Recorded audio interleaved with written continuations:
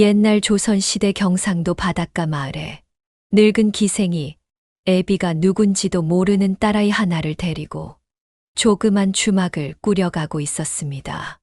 이 주모의 이름은 매화였는데 젊었을 적엔 나라에서도 알아주는 미색을 지녔다 하여 매화선이라 불렸다고 합니다. 그러나 세월은 매정하게도 그녀의 아름다움을 앗아갔고 이젠 주변 마을에서 늙은 매화라 불리는 신세가 되었지요. 매화의 딸 길래는 19 꽃다운 나이로 어머니의 피를 이어받아 고운 얼굴에 보루물이 팰 때면 마을 총각들의 마음을 설레게 하는 아름다운 처자였습니다. 길래의 눈은 맑은 연못 같았고 입술은 봄날 살구꽃처럼 붉었으며 긴 속눈썹은 나비의 날개처럼 부드럽게 일렁였지요. 그녀가 물동이를 이고 우물가를 지나갈 때면 마을 총각들은 일부러 그곳에 모여들어 그녀의 자태를 훔쳐보곤 했답니다. 길래를 며느리로 삼았으면 좋겠구먼. 그럴 수 있다면 내 자식놈의 복이 터진다 할 수 있겠네. 그러게 말일세. 하지만 매화가 옛날 기생 출신이다 보니 딸아이 사윗감을 고르는 게 아주 까다롭다고 하더구만. 아니 기생 출신 주제에 무얼 그리 따진단 말인가. 딸을 통해 출신의 한계를 넘어보고자 하는 것이지. 마을 사람들은 이렇게 수군거렸지만 길래는 그들의 시선에 아랑곳하지 않고 천진난만하게 자라났습니다. 어머니 매화가 예전 손님들로부터 받은 은혜로 그럭저럭 주막을 꾸려갈 수 있었기에 길래는 다른 처자들처럼 일찍부터 고된 일을 배울 필요가 없었지요. 주막집 구석방엔 높다란 유건을 쓰고 수염을 길게 기른 자칭 도사라는 양반이 점도 치고 사주팔자도 봐주며 오랜 기간 머무르고 있었답니다. 이 도사의 이름은 화담이라 했는데 그의 본명은 김대현이었습니다. 원래 한양의 중인 집안 출신으로 글도 익히고 무예도 배웠으나 과거에 낙방한 후 방랑하다 스스로를 도사라 칭하며 이 동네 아낙네들 사이에서 이름을 날리게 되었지요. 화담은 도사 행세를 하느라 나이가 들어 보였지만 실제로는 40대 중반에 지나지 않는 건장한 남정네였답니다. 그의 눈빛은 날카로웠고 얼굴에는 세상 물정을 모두 꿰뚫어 보는 듯한 자신감이 넘쳐 흘렀지요. 키는 6척이 넘었고 두터운 어깨와 탄탄한 팔뚝은 그가 단순한 글쟁이가 아님을 보여주었습니다. 화담은 어린 시절부터 남다른 면이 있었습니다. 19살 때는 마을에서 가장 힘이 센 장정과 씨름을 해서 이겼고 20살에는 호랑이가 마을을 습격했을 때 홀로 나서서 막대기 하나로 호랑이를 물리쳤다는 소문이 돌 정도였지요. 그런 그가 과거에 낙방한 이후로는 세상의 뜻을 잃고 방랑하며 목숨을 건 모험을 즐기는 삶을 살았답니다. 화담 도사님, 제발 제 아이의 사주 좀 봐주세요. 자꾸 열이 나고 밤에 잠을 못 자는데 혹시 애군이 있는 건 아닌지 걱정이 되어서요. 그대의 아이는 학위가 많아 그런 것이니 걱정 말게. 이 부적을 베고 자게 하면 좋아질 것이야. 화담은 이런 식으로 마을 사람들의 고민을 듣고 해결책을 제시해 주었습니다. 가뭄에 콩나듯이 띄엄띄엄 아낙네들이 점을 보러 왔고 술에 취한 손님들에게 즉흥적으로 사주팔자를 봐주며 그럭저럭 푼돈을 벌었습니다. 하지만 희한하게도 주막집 숙식비로 주모 매화에게 돈을 주는 법은 없었지요. 매화는 젊은 시절엔 꽤 이름난 기생으로 이 남자 저 남자 품에서 콧대 높게 놀았지만 쉰이 넘자 설이 맞은 호박꽃이 되어 탁배기를 거르고 국밥을 마는 처량한 신세가 되었답니다. 그녀의 인생은 파란만장했습니다. 17의 기생으로 팔려가 화려한 세상을 알게 되었고 20살에는 경상도 감사의 눈에 들어 첩으로 살기도 했지요. 하지만 감사가 바뀌면서 다시 기생으로 돌아왔고 30이 넘어 길래를 낳게 되었답니다. 매화는 가끔씩 온몸에 벌레가 기어가듯 근지러운 밤이면 19 딸아이가 잠든 후에 몰래 구석방 화담도사에게로 갔답니다. 복채만으로는 제 한 몸 간수하기도 힘든 화담도사는 눈을 질끈 감고 늙은 매화를 몇 번 눌러주고 그 대가로 숙식을 해결하는 것이었지요. 도사 양반, 오늘 밤에도 내 기별하리이다. 이 과부가 외로워서 견딜 수가 없구려. 이복의 주모, 내가 그대를 도와주는 것은 인정이 있어서지. 이런 식으로 무엇인가 보상받고자 하는 것이 아니라네. 허참, 도사님도 참 심술 굳으시네요. 이리 젊고 건장한 사내가 혼자 지내시는 것도 괴로우실 텐데 왜 이리 튕기시는지. 아이고, 그런 말씀 마시게. 이 몸은 돌을 닦는 사람이니 세속적인 욕망에 현혹되면 안 되는 법이지. 하지만 화담도사의 말과 달리 그의 눈은 매화의 딸 길래를 따라다녔습니다. 매화가 알지 못하는 사이 화담은 종종 길래가 물을 깃거나 빨래를 하는 모습을 몰래 훔쳐보곤 했지요. 길래의 아직 여물지 않은 몸매와 천진난만한 모습이 그의 마음을 사로잡았던 것입니다. 참으로 아름다운 꽃봉오리로구나. 아직 피어나지 않았지만 곧 세상에서 가장 아름다운 꽃이 될 것이야. 화담은 혼자 중얼거리며 길래를 바라보다가 자신의 생각에 스스로 놀라 고개를 저었습니다. 아이고, 내가 무슨 생각을 하는 것인가. 저리 어린 것에게 이런 마음을 품다니. 명심하자, 하담아. 내가 가야 할 길은 돌을 닦는 길이지 세속적인 욕망에 빠지는 것이 아니다. 그러나 인간의 욕망이란 것이 그리 쉽게 다스려지는 것이 아니었지요. 화담은 밤마다 길래의 꿈을 꾸며 뒤척였고 그럴 때마다 더욱 열심히 돌을 닦는다며 자신을 다그쳤답니다. 그러던 어느 날 주모의 무남동녀 길래가 마침내 혼인날을 받았답니다. 길래의 신랑감은 이웃마을의 양반집 둘째 아들 윤상철이었습니다. 윤상철은 19의 준수한 젊은이로 집안은 기울어져 있었지만 그래도 양반의 채통은 지키고 있는 집안이었지요. 매화는 딸이 기생의 딸이라는 신세를 벗어나 양반의 안방마님이 되기를 바라는 마음에 적지 않은 지참금을 내놓기로 했답니다. 길래야, 너는 이제 양반집 안주인이 될 사람이다. 어미가 살아온 길을 따라가지 않도록 잘 살아야 한다. 알겠느냐? 네. 어머니 명심할게요. 제가 어찌 어머니의 고생을 모르겠습니까? 그리고 이 혼인에 큰 기대를 걸고 계신다는 것도 잘 알고 있어요. 걱정 마세요, 어머니. 시집 잘 가서 어머니 은혜에 꼭 보답할게요. 그래, 내 딸. 내가 잘 되는 것이 이 어미의 평생 소원이란다. 이 혼인만 잘 마친다면 새로운 삶을 살 수 있을 게야. 매화는 딸의 머리를 쓰다듬으며 눈물을 감추었습니다. 자신의 인생에서는 이루지 못했던 꿈을 딸을 통해 이루고 싶었던 것이지요. 어느 날 매화가 혼수를 준비하느라 나룻배를 타고 강 건너 저작거리로 나갔습니다. 길래는 어미 대신 점심상을 간단하게 차려 화담도사의 방문을 두드렸지요. 이불을 포개 놓은 방구석에 반쯤 누워있던 화담도사가 물었습니다. 길래야, 시집갈 준비는 잘 되어가고 있는 것이냐? 길래는 도사 앞에 음식상을 놓으며 대답했지요. 어머니께서 잘 준비하고 계세요. 오늘도 그것 때문에 저작거리로 나가셨는걸요. 화담도사는 길래의 표정을 유심히 살폈습니다.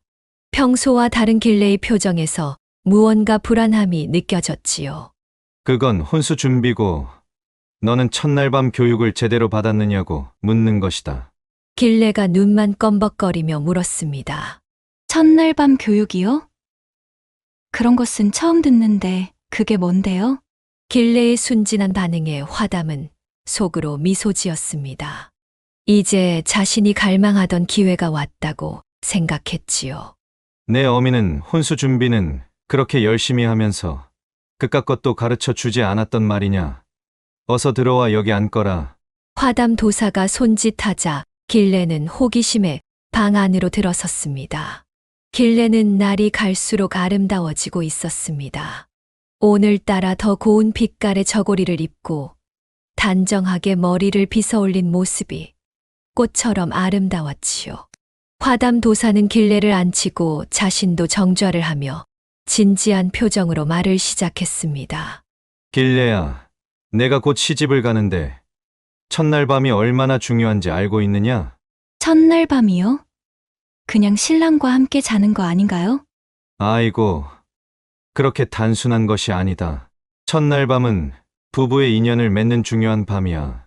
그날 내가 어떻게 하느냐에 따라 평생의 부부금슬이 결정된다고 해도 과언이 아니지. 길레는 화담 도사의 말에 눈을 동그랗게 뜨고 귀를 기울였습니다. 평소 호기심 많은 성격에 첫날 밤에 대한 궁금증이 더해져 화담의 모든 말을 빠짐없이 듣고 싶었지요. 신부란 모름지기 신랑이 유키를 얻도록 해야 하는 법. 6가지 기쁨을 줘야 한다. 이 말이야. 화담은 천천히 하지만 확신에 찬 목소리로 설명을 시작했습니다. 그의 눈빛은 진지했고 말투는 마치 중요한 비법을 전수하는 스승과 같았지요. 첫째는 착으로 하체에 힘을 주어 들어오는 것을 꽉 잡아야 하고, 둘째는 온으로 아래를 따뜻하게 하여 춥지 않게 해야 하는 것이고, 셋째는 요로 하체를 잘 움직여 자근자근 깨물리는 느낌을 받게 해야 하고, 넷째는 요본이라 아래를 잘 돌려 다채로운 기분이 들게 하며, 다섯째는 감창이라 뜨거운 입김으로 숨 넘어갈 듯 앓는 소리를 내어 신랑의 감흥을 높여줘야 하고, 마지막으로 지필이라 빨리 끝내지 않도록 조절을 해줘야 하는 것이란다. 길레는 화담 도사의 말에 귀를 쫑긋 세우고 듣고 있었습니다. 처음 들어보는 말들이었지만 왠지 모르게 가슴이 두근거렸지요. 길레의 숨소리가 가빠지고 얼굴이 붉어졌습니다. 화담은 그런 길레의 반응을 놓치지 않고 지켜보았습니다. 이 6가지를 모두 알고 있어야 좋은 안방마님이 될 수 있는 것이야. 내가 양반집 며느리가 되려면 이런 것도 알아야 하지 않겠느냐? 그런데 도사님, 이런 걸 어떻게 배우는 건가요? 화담은 길레의 질문에 기다렸다는 듯이 천천히 미소를 지었습니다. 자, 그렇다면 실습을 해보자꾸나. 말로만 배우면 어려울 테니 내가 직접 가르쳐 주마. 화담 도사가 옷고름을 풀자 길레는 잠시 망설였지만 곧 자신도 모르게 그의 손길을 따라 치마끈을 풀었습니다. 길레는 기다렸다는 듯이 몸을 맡겼지요. 화담은 자신이 말했던 유키에 대해 하나하나 실습을 통해 가르쳤습니다. 그날 이후 주모 매화가 출타했다 하면 길레는 화담 도사 방으로 달려가 유키 실습을 받았지요. 매일 같이 반복되는 실습에 길레는 점점 더 능숙해져 갔고 화담 도사는 그런 길레를 보며 만족스러워했습니다. 길레야, 너는 정말 타고난 자질이 있어. 이렇게 빨리 배우다니. 내가 지금까지 가르친 제자 중에 너만한 이가 없었단다. 정말요? 도사님, 저 잘하고 있나요? 그럼 아주 잘하고 있지. 하지만 아직 배울 것이 많단다. 화담 도사와 길레의 비밀스러운 수업은 계속되었습니다. 길레는 첫날 밤을 위한 준비라는 생각에 열심히 배웠고 화담은 그런 길레의 순수함을 이용해 자신의 욕망을 채웠지요. 그런데 어느 날 길레가 우연히 화담 도사의 방에서 낯선 물건을 발견했습니다. 그것은 작은 비단 주머니였는데 그 안에는 여러 여인들의 이름이 적힌 종이들이 들어 있었지요. 이게 뭐지? 춘섭 9번, 연화 12번, 매실 8번. 이 여인들의 이름들과 이 숫자들은 또 무엇이란 말인가? 길레가 종이를 뒤적이고 있을 때 화담이 방에 들어왔습니다.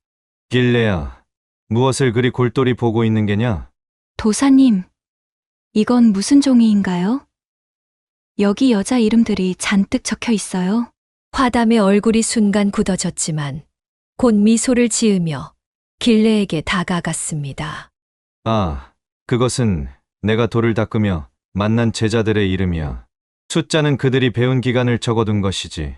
정말요? 그런데 왜 다 여자 이름뿐인가요? 그야 여자들이 이런 수행에 더 관심이 많기 때문이지.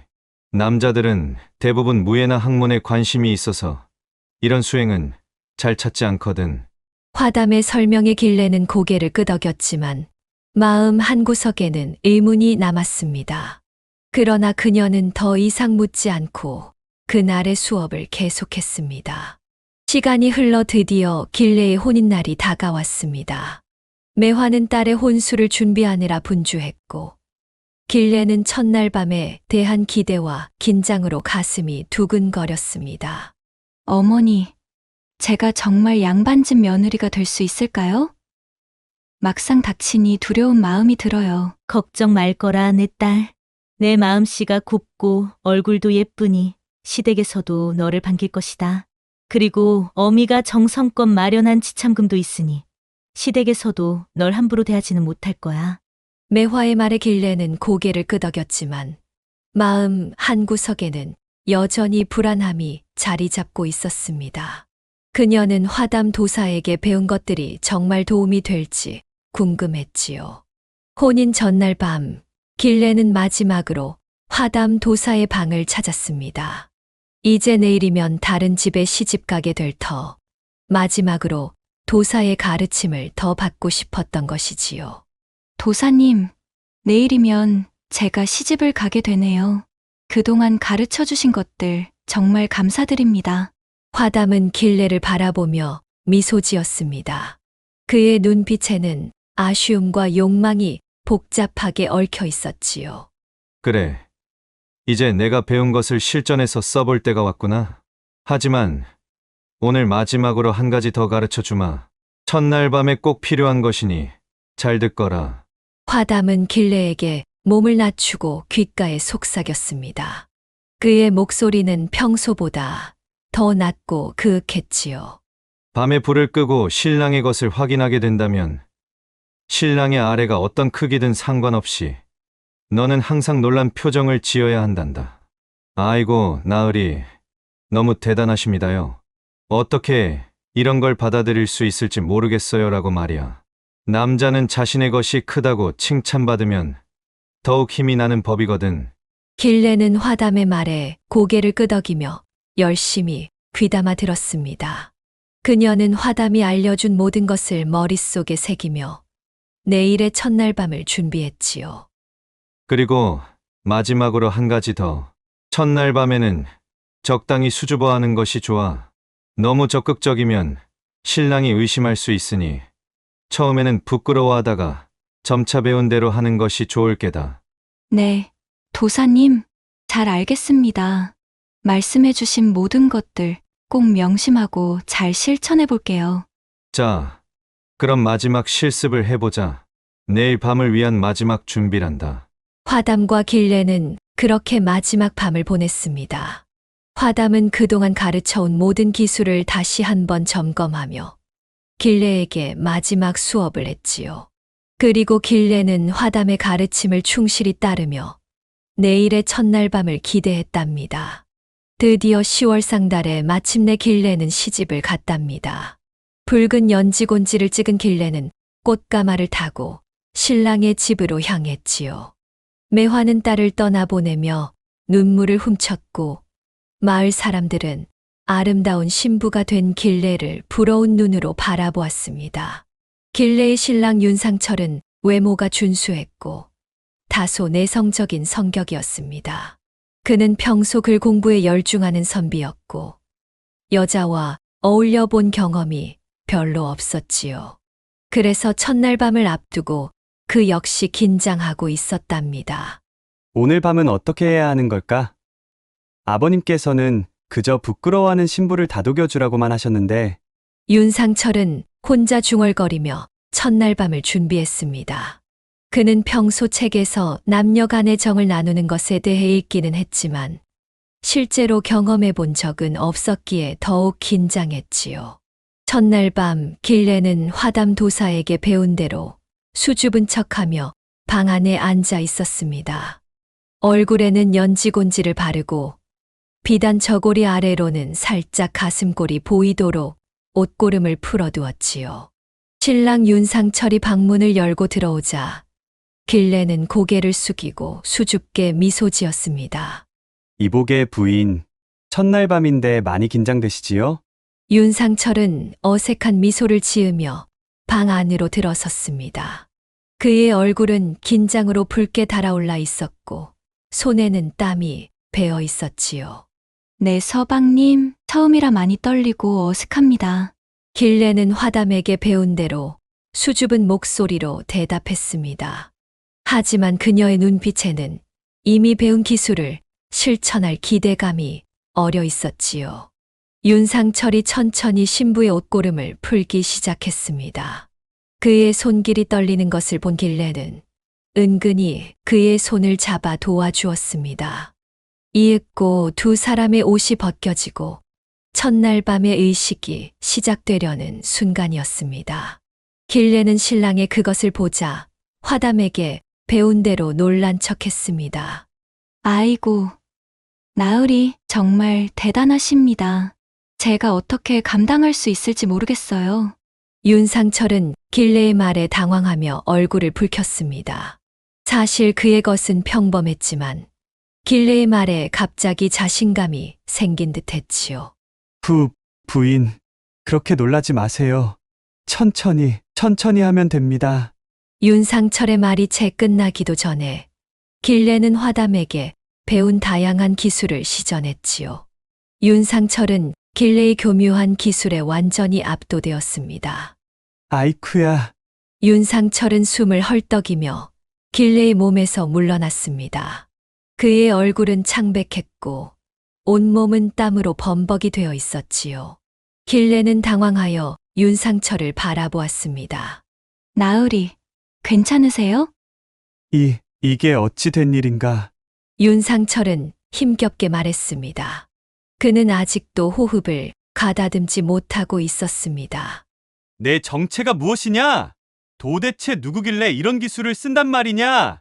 그리고 너는 처음이 아니었구나. 윤상철의 목소리가 높아졌습니다. 그는 자리에서 벌떡 일어나 옷을 주워 입기 시작했지요. 아니에요. 나으리, 저는 처녀입니다. 단지 첫날 밤을 위해 교육을 받은 것뿐이에요. 교육? 누구에게? 처녀가 어찌 이런 기술을 알 수 있단 말인가? 이는 분명 창녀나 기생들만이 알 수 있는 기술이 아니던가? 윤상철은 화가 나서 소리쳤습니다. 그의 눈에는 이제 분노와 함께 경멸의 빛이 어렸지요. 내가 속았구나. 내 어미가 기생 출신이라더니 딸도 다를 바 없었군. 이런 수치스러운 일을 겪게 하다니. 내 너를 용서할 수 없다. 윤상철은 더 이상 말을 잇지 못하고 방문을 열고 뛰쳐나갔습니다. 길레는 당황하여 그를 뒤쫓으려 했지만 윤상철은 이미 대문 밖으로 사라진 뒤였습니다. 나으리, 제발 돌아오세요. 오해입니다. 길레의 외침도 소용없었습니다. 윤상철은 첫날 밤에 신부의 방에서 도망쳐 버린 것입니다. 집안 식구들은 웬 소란인가 싶어 모여들었고 윤상철의 어머니가 길레의 방으로 들어왔습니다. 웬 소리냐? 우리 아들은 어디 갔느냐? 어머님, 서방님이 갑자기 방을 뛰쳐나가셨습니다. 길레는 무슨 말을 해야 할지 몰라 말을 더듬었습니다.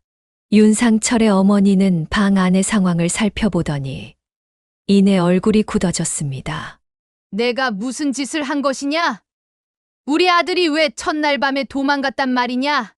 저는 그저 좋은 아내가 되려고. 길레는 울먹이며 말했지만 윤상철의 어머니는 이미 결론을 내린 듯 했습니다. 역시 기생의 딸은 다를 바 없구나. 내 어미가 너를 제대로 가르치지 않았어. 내일 당장 너를 친정으로 돌려보내겠다. 윤상철의 어머니는 분노에 찬 목소리로 말하고는 방을 나가버렸습니다. 길레는 그 자리에 주저앉아 울음을 터뜨렸습니다. 어쩌면 좋아. 도사님이 가르쳐 준 대로 했는데 왜 이렇게 된 거지? 길레는 자신의 실수를 깨닫지 못한 채 밤새 눈물을 흘렸습니다. 그리고 다음 날 아침 예상대로 윤가에서는 길레를 파혼하고 친정으로 돌려보내기로 결정했지요. 길래야, 도대체 무슨 일이 있었던 거니? 왜 신랑이 첫날 밤에 도망갔다는 거야? 매화는 딸을 데려오면서 괴로운 표정으로 물었습니다.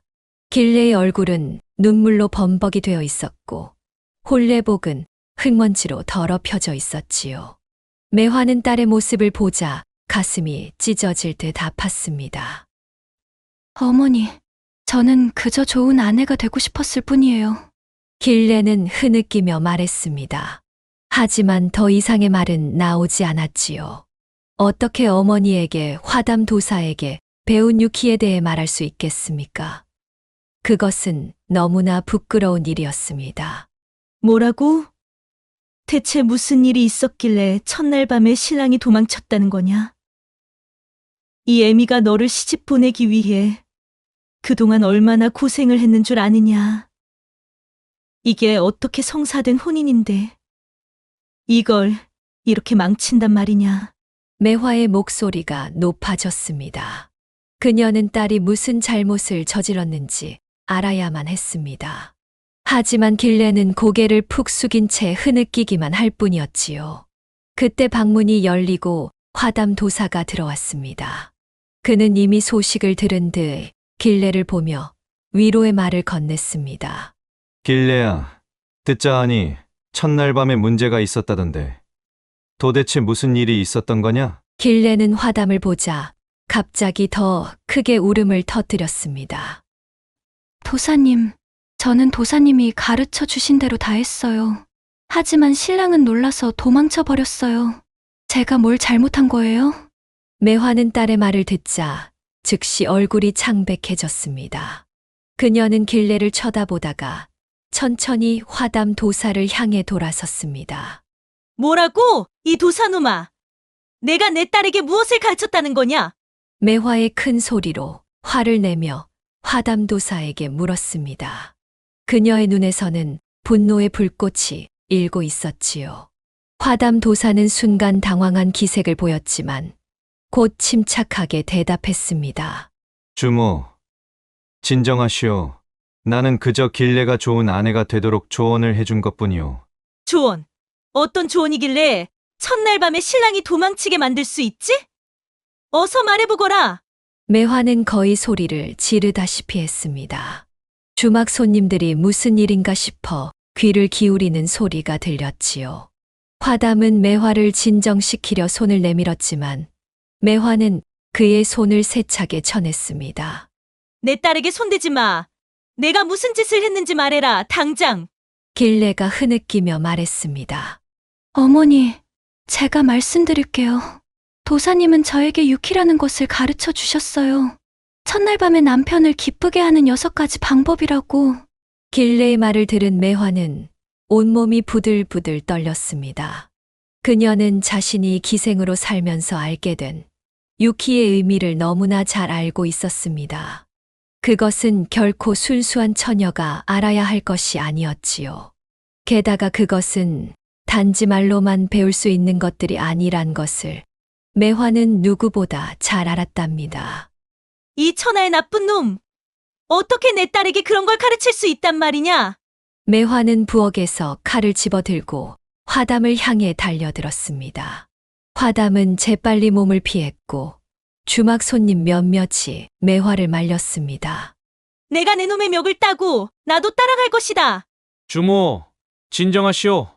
사람을 해치면 그대도 곤경에 처하게 될 것이오. 내 딸 인생을 망친 이 빌어먹을 놈아. 내 놈은 살아있을 이유가 없다.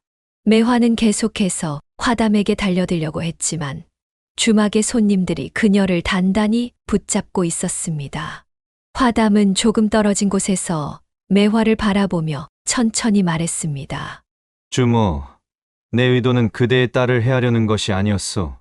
나는 단지 길래가 혼인 생활에서 성공하길 바랐을 뿐이오. 거짓말 마라, 이놈. 내 놈은 처음부터 내 딸을 망치려고 했던 거야.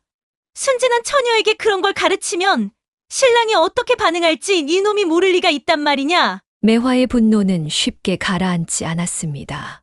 그녀는 자신이 어렵게 키운 딸이 이제 파혼당한 신세가 되었다는 사실에 가슴이 찢어졌습니다. 게다가 파혼 사실이 처녀가 아닌 것도 모자라 기생들이나 사용하는 요상한 기술을 썼다는 것이 앞으로 길레의 혼사길을 막을 것이었지요.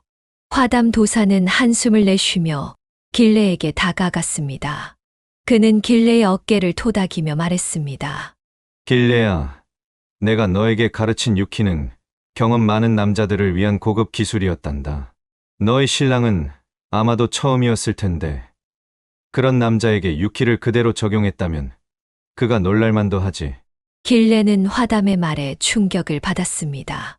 그제서야 그녀는 자신이 얼마나 큰 실수를 했는지 깨달았지요. 그럼 제가 잘못한 거네요. 아니다, 길레야. 내가 너에게 그런 상황에 대해 미리 말해주지 않은 것이 잘못이었단다. 화담의 말에 매화는 더욱 분노했습니다. 이 뻔뻔한 놈, 말 같지도 않는 소리를 짓거리고 있구나. 처음부터 길레를 이용해 이놈의 더러운 욕망을 채웠으면서. 화담은 매화의 말을 무시한 채 길레에게 계속 말했습니다. 이제 어떻게 해야 하죠? 도사님? 저는 이미 파혼당했어요. 이제 누가 저를 신부로 받아들일까요? 길레의 물음에 화담은 잠시 생각하는 듯 하다가 말했습니다. 걱정 마라, 길레야.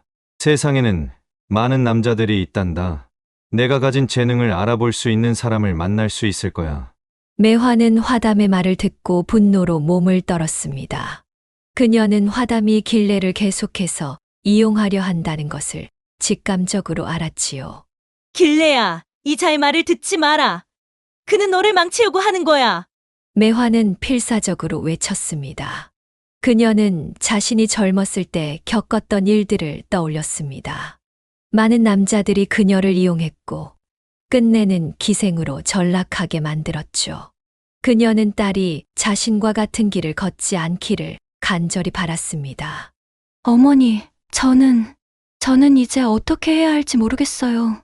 길레는 혼란스러워했습니다. 그녀는 화담 도사의 말과 어머니의 말 사이에서 갈등하고 있었지요. 매화는 깊게 숨을 들이마시고 천천히 딸에게 다가갔습니다. 그녀는 길레의 손을 꼭 잡고 말했습니다. 길레야, 이 일은 내 잘못이 아니야. 저 도사놈이 널 속인 거야. 하지만 걱정 말 거라. 우리는 함께 이 일을 이겨낼 수 있어. 비록 파혼당했지만 너는 아직 젊고 순수하단다. 다른 곳으로 이사를 가서 새 출발을 할 수 있을 게야. 매화의 말에 길레는 고개를 끄덕였습니다. 그녀의 눈에서는 여전히 눈물이 흘렀지만 이제는 희망의 빛이 조금씩 보이기 시작했습니다. 화담 도사는 이 상황을 지켜보다가 천천히 방을 나가려고 했습니다. 하지만 매화가 그를 불러 세웠습니다. 이 쳐죽여도 모자랄 도사놈아, 당장 내 주막에서 나가라. 그리고 다시는 내 딸 근처에 얼씬거리지 마라. 만약 또 내 딸에게 접근한다면 그땐 진짜 내 놈의 멱을 딸 것이다. 화담은 잠시 매화를 노려보다가 천천히 고개를 끄덕였습니다. 그는 아무 말 없이 방을 나갔고 그날로 주막을 떠났습니다. 그로부터 얼마 후 매화와 길레는 다른 마을로 이사를 갔습니다. 매화는 길레가 겪은 일을 잊게 하기 위해 새로운 삶을 시작하기로 결심했지요. 하지만 불행히도 길레의 파혼 소문은 빠르게 퍼져나갔고 새로운 마을에서도 그들을 따라다녔습니다. 저기 가는 여자가 첫날 밤에 신랑을 도망치게 만들었다는 그 기생의 딸이래. 그렇다네. 듣자 하니 보통 여자가 아니라던데 뭐 특별한 기술이 있다고 하더군. 이런 소문들이 퍼지자 이상하게도 길레를 만나보고 싶어하는 남자들이 늘어났습니다. 매화는 이런 남자들을 모두 쫓아냈지만 길레의 마음은 점차 무너져갔습니다. 어머니, 이제 저는 정말 누구에게도 시집갈 수 없을 거예요. 모두가 저를 이상한 눈으로 봐요. 그렇지 않단다, 길레야. 너는 아직 순수하고 아름다운 처녀야. 반드시 너를 진심으로 사랑해줄 사람이 나타날 거야. 하지만 매화의 위로에도 불구하고 길레의 마음은 점점 화담 도사의 말을 떠올리게 되었습니다. 그의 말대로 자신의 재능을 알아볼 수 있는 사람을 찾아야 하는 것은 아닐까. 어느 날 길레는 몰래 집을 빠져나와 화담 도사를 찾아 떠났습니다. 그녀는 어머니에게 짧은 편지만 남겼습니다. 어머니, 저는 제 길을 찾으러 갑니다. 이렇게 오물을 뒤집어 쓴 채로 집안에만 처박혀 삶을 허비하고 싶지 않습니다. 너무 걱정은 하지 마세요. 언젠가 꼭 돌아오겠습니다. 매화는 딸의 편지를 읽고 오열했습니다.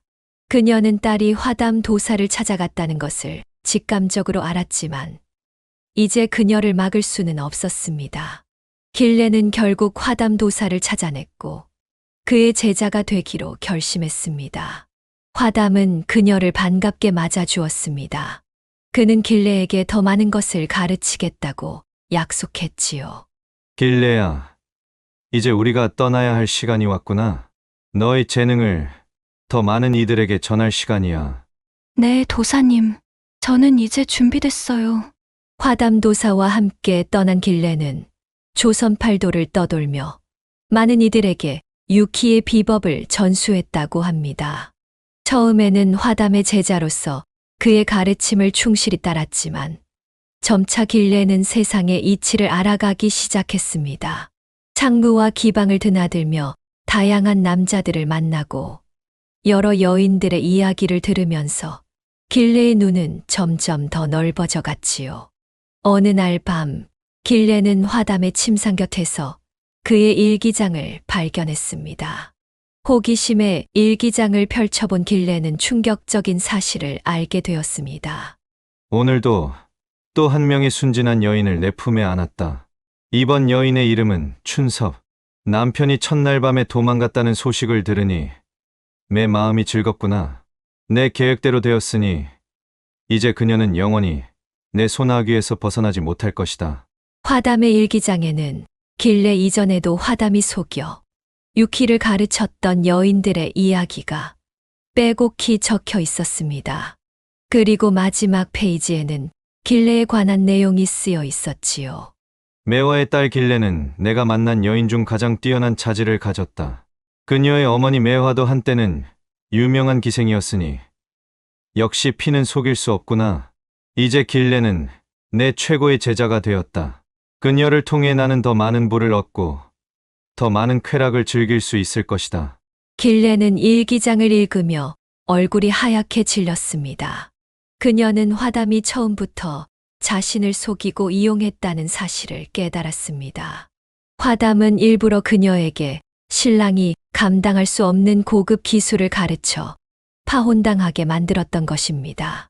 그리고 그 후에는 자신의 욕망과 야심을 채우기 위해 그녀를 이용해 왔던 것이지요. 이 천하의 나쁜 놈! 길레는 분노로 몸을 떨었습니다.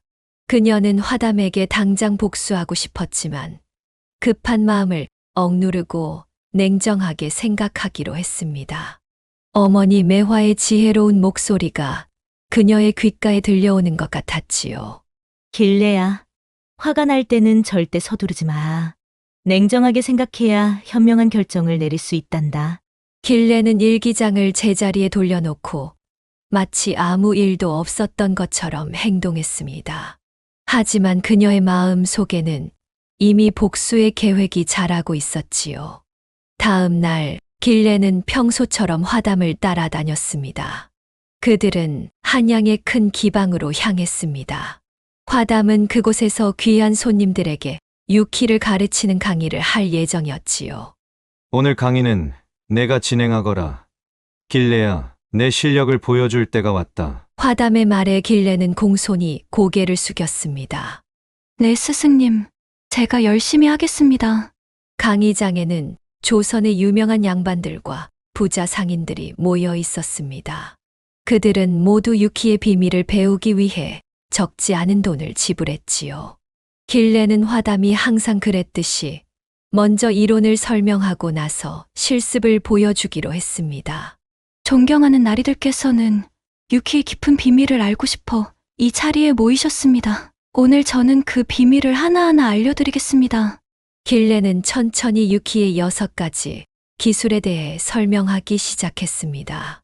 그러나 그녀가 설명한 내용은 화담이 가르쳐 준 것과는 전혀 달랐지요.